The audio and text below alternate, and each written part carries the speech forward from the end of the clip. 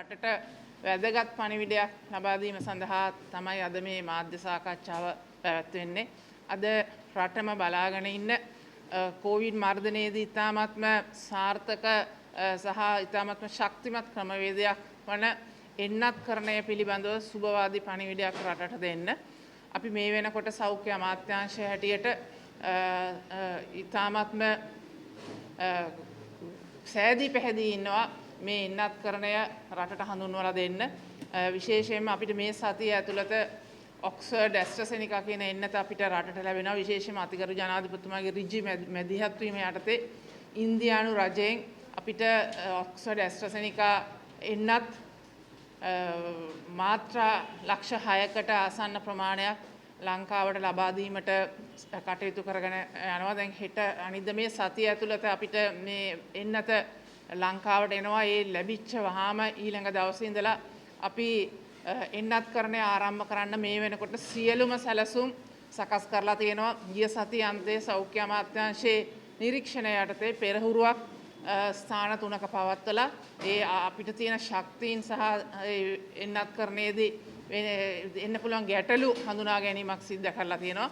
අපි ඔක්ස්ෆර්ඩ් ඇස්ට්‍රසෙනිකා කියන එන්නත ඉතාමත්ම සාර්ථක එන්නතක් කොවිඩ් මර්ධනයේදී. අද මුළු ලෝකයේම කොවිඩ් මර්ධනය සඳහා සාර්ථක ක්‍රමවේදයක් හැටියට තමයි මේ එන්නත්කරණය හඳුන්වාගෙන තියෙන්නේ. මේ එන්නත හරහා සෞඛ්‍යයට තියෙන මේ බර හෙල්ත් බර්ඩන් එක අඩු කරගන්න පුළුවන් වෙනවා. මොකද මේ එන්නත හරහා කොවිඩ් වෛරසයට විරුද්ධව ඒ අවශ්‍ය කරන ප්‍රතිදේහ ඇඟේ නිෂ්පාදනය වෙලා ඒ තුලින් ඉතාමත් උග්‍ර තත්ත්වයේ ආසාදනය වීම අවම කරන්න මේ එන්නත කටයුතු කරනවා කියලා අද විද්‍යාත්මකව තහවුරු වෙලා තියෙනවා. ඉතින් ඒ නිසා අපි සතුටු වෙනවා. අපි රටේ ජනතාවට අපි මේ වැදගත් පණිවිඩය ලබා දෙන්නේ. අපි එන්නත්කරණය ඇත්තටම ආරම්භ කිරීම සඳහා හඳුනාගෙන තියෙනවා ප්‍රමුඛතා කණ්ඩායම්. මේ ප්‍රමුඛතාවයේ මේ පළවන වටේ මාත්‍රා ලක්ෂ 6ක් එනකොට අපි හඳුනාගෙන තියෙනවා කොවිඩ් මර්ධනයේ ඉදිරිපෙළේ කටයුතු කරන සෞඛ්‍ය ක්ෂේත්‍රයේ ඒ සියලුම දෙනාත් ඒ වගේම ත්‍රිවිධ හමුදාව පොලිසිය ඒ කණ්ඩායමත් එකතු කරගත්තම ලක්ෂ 3කට ආසන්න පිරිසක් ඉන්නවා. පළවෙනි මාත්‍රාව ලබා දීලා සති 3කින් දෙවෙනි මාත්‍රාව ලබා දීමට කටයුතු කරනවා. ඒ අතර අපිට කෝවැක්ස් පහසුකම හරහා 120ක එන්නත් ප්‍රමාණයක් නොමිලේ ලැබෙන්නත් නියමිතයි. ඊට අමතරව අවශ්‍ය එන්නත් ප්‍රමාණය මිලදී අරගෙන රටේ ජනතාවට ඒ ප්‍රමුඛතාගත කරලා තියෙන ලැයිස්තු අනුව ඒ එන්නත ලබා දීම සඳහා මේ වෙන විට රජය සෑදී පැහැදී ඉන්නවා කියන පණිවිඩය අපි ඉතාමත්ම ලබා දෙනවා. ඒ නිසා අපි ඉතාමත්ම සුබවාදී අවස්ථාවක් 2021 වසර තුල ශ්‍රී ලංකාව තුල කොවිඩ් මර්ධනය කිරීමේදී මේ එන්නත්කරණය ඉතාමත්ම වැදගත් කාර්යභාරයක් කරනවායි කියන එක අපි මේ අවස්ථාවේදී මතක් කරන නිසා අපි ඉතාමත්ම ආදරෙන් ගෞරවයෙන් ඉල්ලනවා. කොවිඩ් මර්ධනයේදී මාධ්‍ය ලබා දීපු සහයෝගය ඒ ආකාරයටම එන්නත්කරණය පිළිබඳව ජනතාව දැනුවත් කරලා මේ එන්නත ලබා ගැනීමේ වැදගත්කම පිළිබඳව ජනතාවට ඒ නිවැරදි පණිවිඩය ලබා දෙන්න ඔයගලන්ගේ සහයෝගය අපිට ලබා දෙන්න කියලා බොහොම ලෙන්ගතුව ගෞරවයෙන් ඉල්ලනවා. ඒකම මම ආරාධනා කරනවා අපේ අමාත්‍යාංශ ලේකම්තුමාට විශේෂඥ වෛද්‍ය අමල් හර්ෂද සිල්වා මැතිතුමාට අදහස් දක්වන්න. මම හිතන්නේ අපේ ගරු අමාත්‍යතුමේ කිව්වා වගේ මම හිතන්නේ මේක ඉතා සුවිශේෂ අවස්ථාවක් ශ්‍රී ලංකාවට. මොකද රට එකසේසත් වෙන අවස්ථාවක්. මොකද අපි දන්නවා සියලු දෙනාම මේ පහුගිය අවුරුද්ද කාලයක් විතර බැලුවොත් ඉතාමත්ම මානසික ලොකු අසහනයකින් තමයි හිටියේ මේකට හරි ප්‍රතිකර්මයක් තියේද නැද්ද කියලා. ඉතින් බැලුවාම මේ ඔක්ස්ෆර්ඩ් ඇස්ට්‍රසෙනිකා කියන එන්නත ලෝකයේ තියෙන පළමුවෙනි එන්නත අපි ලයිස්තුගත කරොත් ඒ තියෙන පළවෙනි 2 3 අතර තියෙන හොඳම වැක්සින් එකක් කියන එක අපි පිළිගන්නවා. ඒ නිසා මම හිතන්නේ අපේ විශේෂඥ වෛද්‍යවරු ඒ සියලු ඒකේ තත්ත්වයන් සලකලා බලලා විශාල අධ්‍යයනයකින් පසුව තමයි මේකට අනුමැතිය ලංකාවේ දීලා තියෙන්නේ. ඒ නිසා මම හිතන්නේ අපි විශාල සුබවාදී දෙයක් විදිහට දකින්නේ. මොකද අපේ සෞඛ්‍ය කාර්ය මණ්ඩලය අපි දන්නවා මේ පහුගිය කාලවල සියලුම කොවිඩ් රෝගීන්ට බෙහෙත් කරන්න ඒගොල්ලෝ විශාල පරිශ්‍රමයක් දරුවා. ඉතින් අපි ඒගොල්ලෝ ආරක්ෂා කරගන්න එක අපිට ඉතාමත් වැදගත්.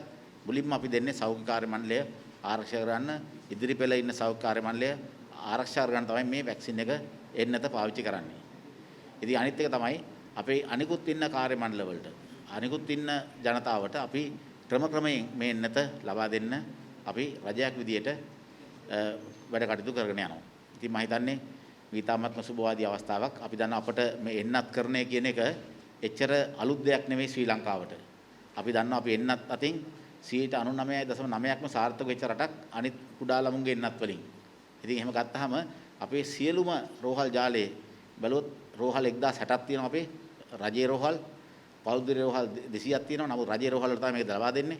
එතකොට ඊළඟට අපේ සෞඛ්‍ය වාදනාරි කාර්යාලය තියෙනවා 360ක් 65ක් විතර දැන්. ඉතින් ඒ සියලු දේවල් වල මේක ලබා දෙන්න අපිට හැකියාව තියෙනවා. එහෙම ගත්තොත් අපිට එහෙම ඒ ලබා දීමේ ප්‍රශ්නයක් නැහැ. ඒකම අපිට විශේෂයෙන්ම අපේ අනිකුත් සියලු පාර්ශ්වයන්ගේ අපිට අවශ්‍ය සහයෝගය ලැබෙනවා. මේ එන්නත ඒ තැන් වල ගෙනියන්න ඒ අවශ්‍ය සියලු දේවල් ඉටු කරන්න.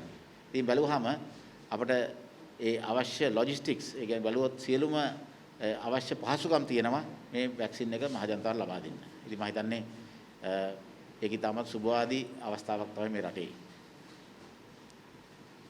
ඒකම තමයි දැන් කෙනෙක් කිව්වොත් එන්නත දුන්නා දැන් වැඩේ හරි ඔක්කොම කියලා ඔව්. එතකොට මොකද්ද ඔබේ ප්‍රතිචාරය?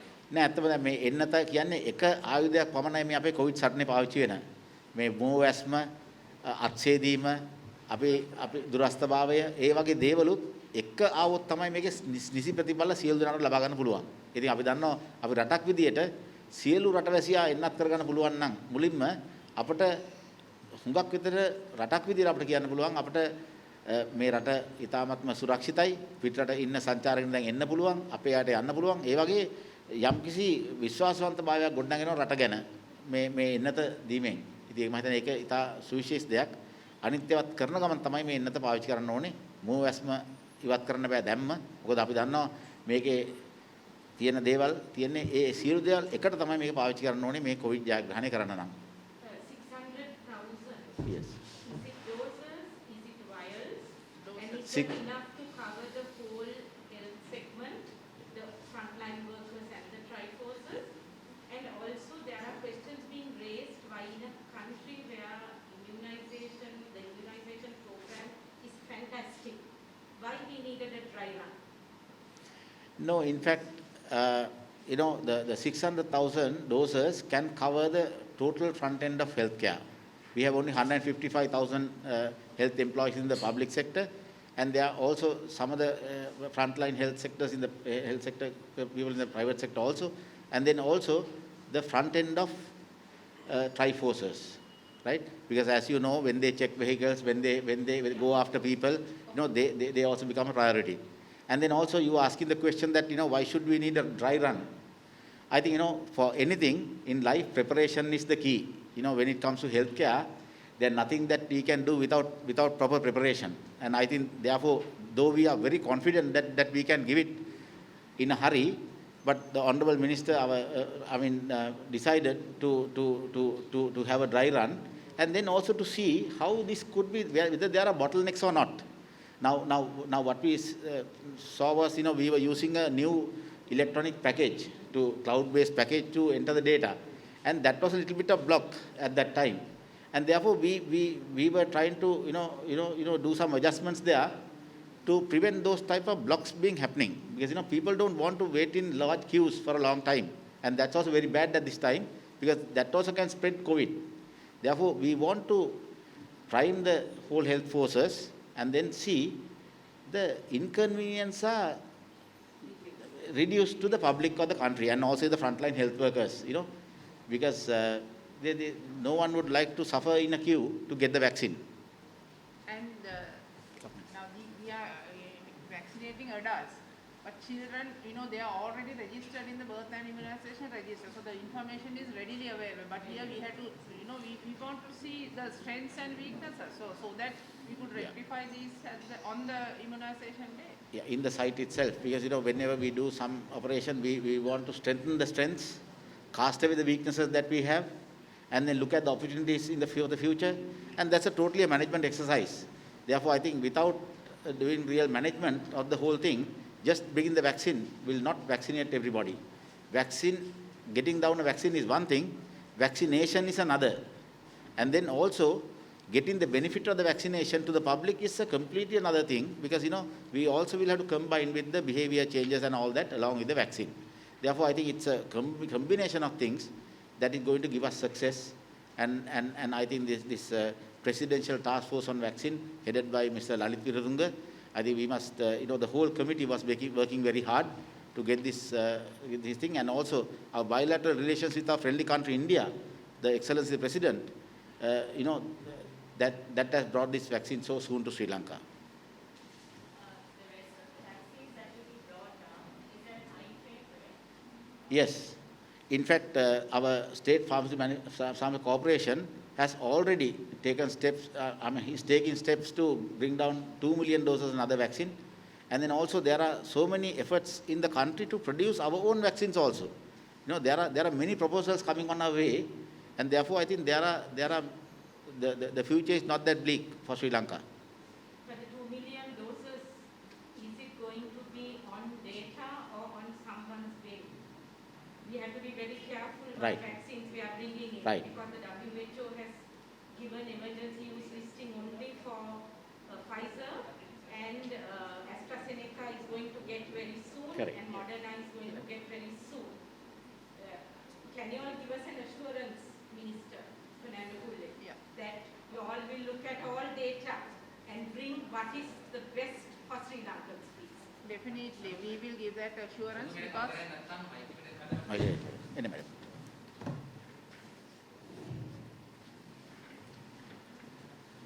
definitely, because whatever vaccines that are brought into the country will have to be registered by the National Medicinal Regulatory Authority.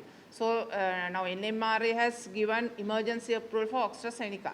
So right now WHO has given listed only Pfizer Biotech, but for Oxford, AstraZeneca and Moderna, they have sort of, the 3 stages have been completed. So very soon they will be giving approval. And also WHO also has recommended for countries, when considering approval, if they have got authority from recognized, authorities to go ahead. So definitely we have been immunizing our children for more than 50 years. And, we have very good indicators. We have been able to eliminate so many communicable diseases. So even in COVID vaccination, we will be giving the best to the people. And Oxford AstraZeneca is, we are very comfortable with Oxford AstraZeneca because we have the infrastructure to maintain cold chain, because we have to ensure. And the temperature. And the temperature, yeah. So cold chain maintenance is very important because we have to give a potent vaccine to our people, Sri Lankans. So in this regard, Oxford AstraZeneca is well suited for our infrastructure. But again, we have not. We also have made preparation in case we get a donation of Pfizer vaccine. We are ready to go ahead. We already have identified the available facilities to store and transport even at -70. We have.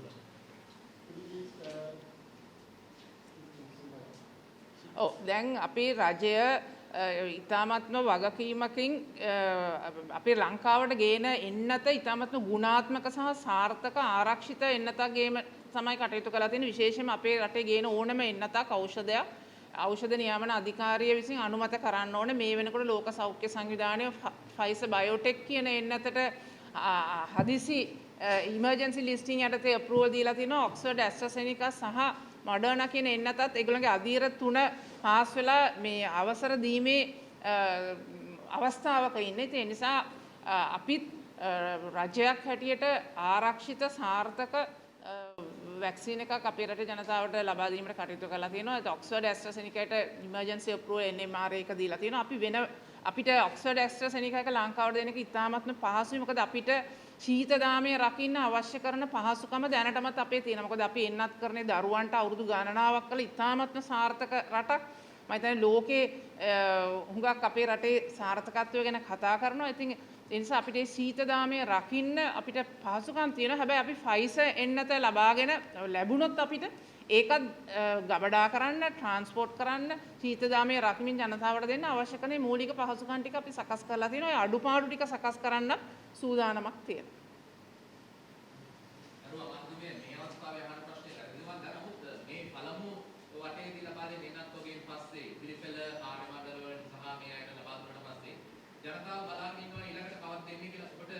යම්කිසි අදහසක් දෙන්න පුළුවන් ඊළඟ වෙනත් වගේ කවදා වගේ දිගේදී. දැනටමත් SPC ආයතනයට තමයි වගකීම දීලා තියෙන එන්නත් ආනයනය කරන්න. ඉතින් ඒ කටයුතු ටික කරමින් තියෙනවා. ඉතින් අපි හැකි ඉක්මනින් මේ එන්නත ජනතාවට ලබා දීමට අවශ්‍ය කරන කටයුතු සූදානම් කරලා තියෙන්නේ. ඒ වගේම තමයි අලුතෙන් ඒ කියන්නේ සියලුම රෝහල්වල අපේ සායන මධ්‍යස්ථාන වල ඒ වගේම අලුතෙන් මධ්‍යස්ථාන විවෘත කරලා සැලසුම් කරලා තියෙනවා. රටේ ජනතාවට හැකි ඉක්මනින් එන්නත අපිට මොකද මේ එන්නත මුළු ලෝකෙම දැන් එන්නත් කරන්නට යනවා. එතකොට අපිට සප්ලයිස් ලබා ගැනීමේදී අභියෝග තියෙනවා. ඒ සප්ලයිස් ලැබෙන අපි ඉක්මනට ඇනවුම් කරලා ලබාගෙන රටේ ජනතාවට අර ප්‍රමුඛතාගත කරලා තියෙන ලැයිස්තුවට අනුව ලබා දීමට අපි කටයුතු කරලා තියෙනවා. මේ එන්නත ෂුවර් එකටම දන්නේ නැද්ද කවදාද අපි දෙන්න පටන් කවදාද එන්නේ? මොකද පුනේ වලින් එන්නේ. නෑ මේ සතිය අපිට ලැබෙනවා ලැබිච්ච දවසේ අපි පහුවෙන්ද ඉඳලා අපි එන්නත් කරන්න ආරම්භ කරනවා. දවස් අපි පහු කරන්නේ නෑ. සෞඛ්‍ය ප්‍රවර්තනකාරී අධ්‍යක්ෂතුමනි ඔබතුමාගේ ආයතනය යටතේ විශේෂ හොට්ලයින් එකක් පවත්වා කියලා තවදුරටත් ක්‍රියාත්මකද මේ එන්නත ගැන තොරතුරු ඒකට කතා කරලා දැනගන්න පුළුවන්ද ඊයේදී ජනතාවට තවමත් මේ සේවය ලැබෙනවද? ඔව් ඇත්තටම අපි ඒ 1999 අපි හොට්ලයින් එකේ දිගින් දිගට මේක ක්‍රියාත්මකයි පැය 24 පුරාම විසඤ්ඤ වෛද්‍යවරුන් ඇතුළු කණ්ඩායමක් ඒකට උත්තර දෙනවා.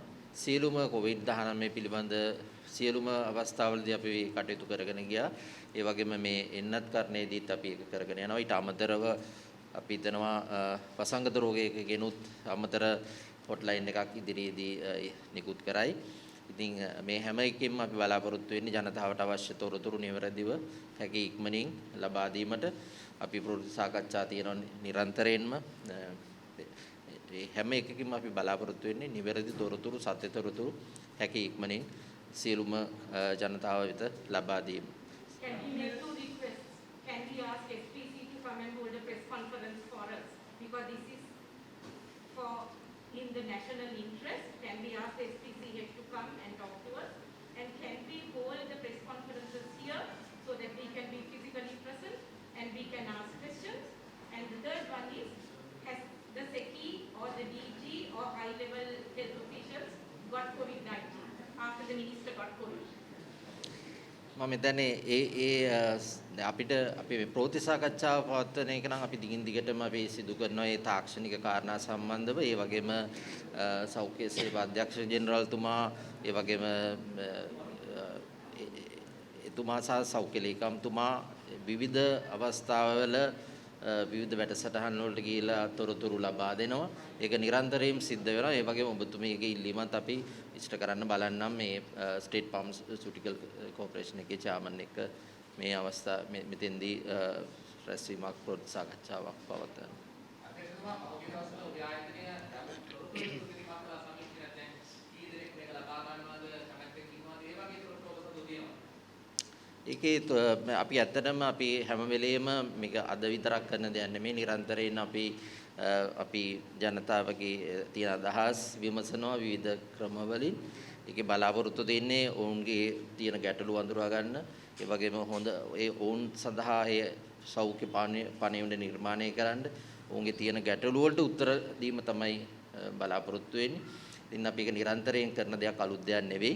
ඒ නිසා ඒ තොරතුරු පදනම් කරගෙන තමයි අපේ සෞඛ්‍ය පණිවිඩ සහ සෞඛ්‍ය සංවේදනය අපි සිදු කරන්නේ.